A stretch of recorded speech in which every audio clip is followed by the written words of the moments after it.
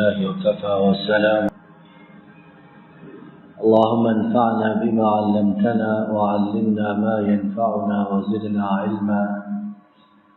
سبحانك لا علم لنا إلا ما علمتنا إنك أنت العليم الحكيم.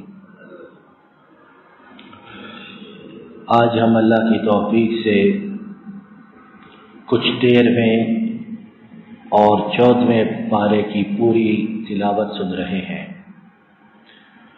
اللہ تعالی ہمارا پڑھنا سننا قبول فرمائے اور جو بات ہمیں اس کی سمجھ آئے اس پر عمل کرنا ہمارے لیے آسان اور سہل بنائے.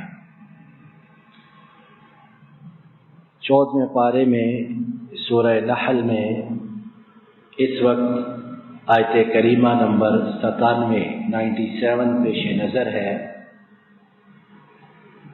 اور اس میں اللہ تعالی نے آفاقی اصول، جسے یونیورسل ٹروتھ کہا جاتا ہے، وہ بیان کیا ہے.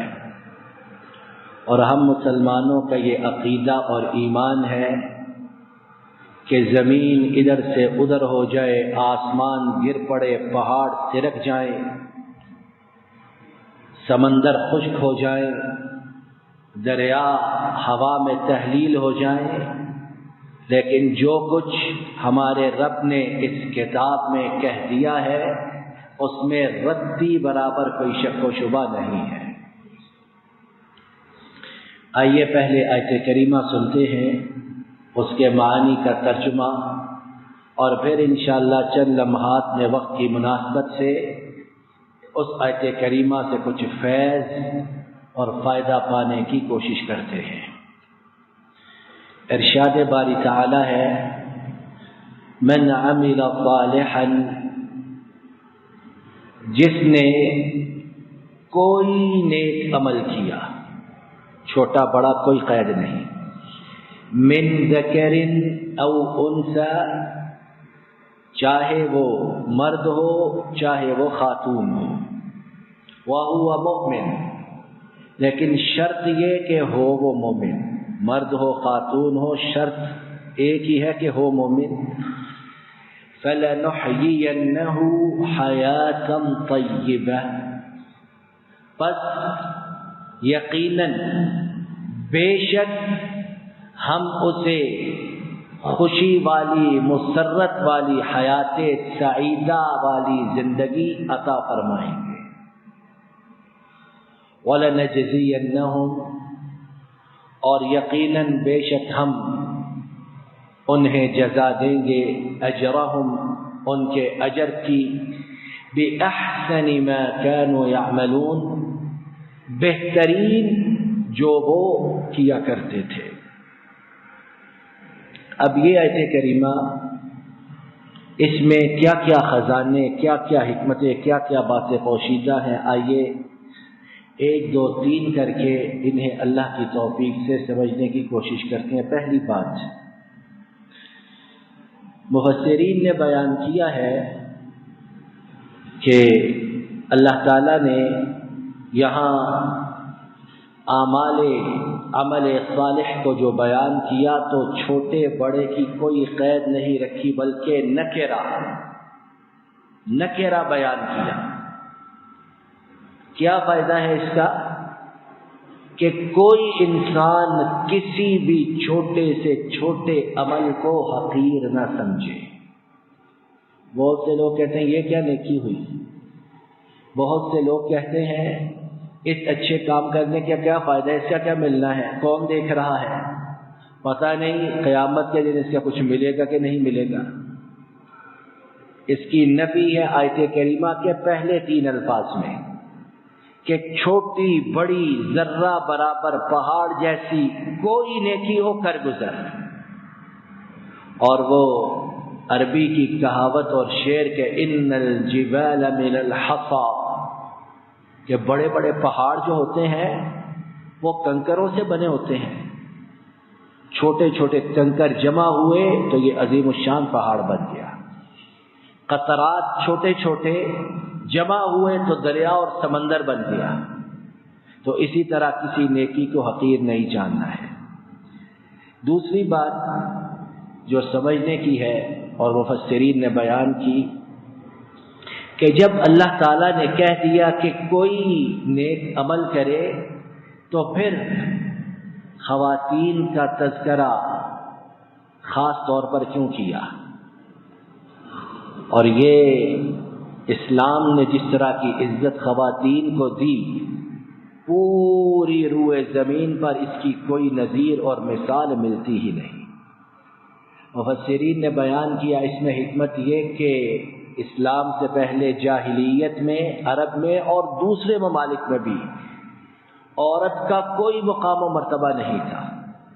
کہتے تھے یہ کیا چیز ہے، اور بعض قبیلے زندہ درگور کرتے بیٹیوں کو، تو عورت کے مقام و مرتبہ کو بیان کرنے کے لیے اور نیکیوں کے معاملے میں اسے مردوں کا مساوی بنانے کے لیے اللہ نے خاص طور پر یہاں خواتین کا ذکر کیا۔ یہ ہے اصل مساوات۔ اور اسلام نے خاتون کو گھر کی ملکہ بنایا۔ گھر اللہ کے فضل و کرم کے بعد اسی کی حکمت اور دانائی پر چلتا ہے، اور جن گھروں میں خواتین نہیں موجود ہوتی، بیچلرز بیچارے رہتے ہیں، یا جو خواتین کام کاج کی نہیں ہوتی، تو کس طرح وہ گھر اجاڑ منظر پیش کرتے ہیں۔ لیکن اکثریت خواتین کی شادی سے پہلے بھی، شادی کے بعد بھی بہت زیادہ مقام و مرتبہ گھروں میں رکھتی ہے، بیٹی کی حیثیت سے بھی، بیوی کی حیثیت سے بھی، ماں کی حیثیت سے بھی، اور ماں کہ اللہ تعالیٰ نے اس کے قدموں تلے جنت رکھ دی ہے۔ تو دوسری بات یہ کہ خواتین کا تذکرہ اس لیے کہ کوئی انہیں ڈی گریڈ نہ کرے۔ تو یہ کیا چیز ہے؟ یہ صنفی امتیاز اس معاملے میں ہمیں دیکھنا ہے کہ کوئی نہیں ہے۔ یہ ہے اصل مساوات، کہ اللہ کے ہاں نیکی میں دونوں ایک جیسے، دونوں کا اجر و ثواب برابر، اور رتی برابر کسی کے اجر و ثواب میں کمی نہیں اگر وہ ایک جیسے اعمال کرے۔ تیسری بات جو اس آیت کریمہ سے معلوم ہوتی ہے وہ یہ کہ اللہ تعالیٰ نے یہاں جو شرط قید لگائی کہ وَهُوَ مُؤْمِن، لیکن ہو وہ مرد یا خاتون مومن، تو اس قید شرط کنڈیشن کو لگانے کے بعد اللہ تعالیٰ نے تمام کفار و مشرکین کو اس کیٹیگری سے نکال دیا۔ اب بڑے بڑے غیر مسلم چیریٹی کے کام کرتے ہیں، امریکہ، یورپ، آسٹریلیا، اتنے بڑے بڑے چیریٹی والے ہیں کہ افریقہ کے 20-20، 30-30 ملکوں میں ان کے نیٹ ورکس موجود ہیں۔ اور افریقہ میں کیا، ہمارے ایشیا، ہمارے پاکستان، انڈیا، بنگلہ دیش، برما، سری لنکا، نیپال، ان ملکوں کے اندر ان کے نیٹ ورکس جو ہیں چیریٹی کے موجود ہیں۔ مسلمانوں سے بعض جہتوں میں اس معاملے میں بہت آگے ہیں، لیکن ان کے لیے نہ دنیا کی زندگی اس راحت والی اور سعادت والی زندگی کی بشارت ہے، اور نہ ہی آخرت میں ان کے لیے کچھ ہے۔ ہاں، دنیا میں ان کے نیک اعمال کا بدلہ انہیں دے دیا جاتا ہے، لیکن وہ چیز نہیں جو ایک مومن کے لیے جس کا ابھی ہم ذکر سنیں گے۔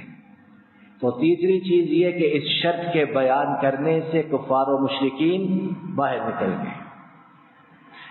چوتھی بات جو اس آیت کریمہ سے معلوم ہوتی ہے وہ یہ ہے کہ اللہ تعالیٰ نے کہا، اور تاکید کے، انڈیڈ، نو ڈاؤٹ، اس کے دو صیغوں کے ساتھ، اگر اللہ اس کے بغیر بھی بات کریں تو رتی برابر کوئی شک نہیں، لیکن دو بیان کیے تاکہ کسی کو شک و شبہ نہ رہے، اور کوئی اس بات کو مذاق سمجھ کر، ہلکا سمجھ کر، معاذ اللہ حقیر سمجھ کر سنی انسنی نہ کر دے۔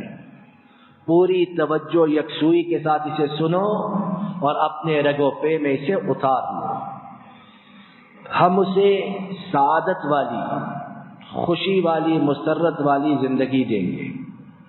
مفسرین نے یہ چوتھا نقطہ اس کے ضمن میں بیان کیا کہ یہ جو حیات طیبہ ہے یہ کیا چیز ہے؟ اور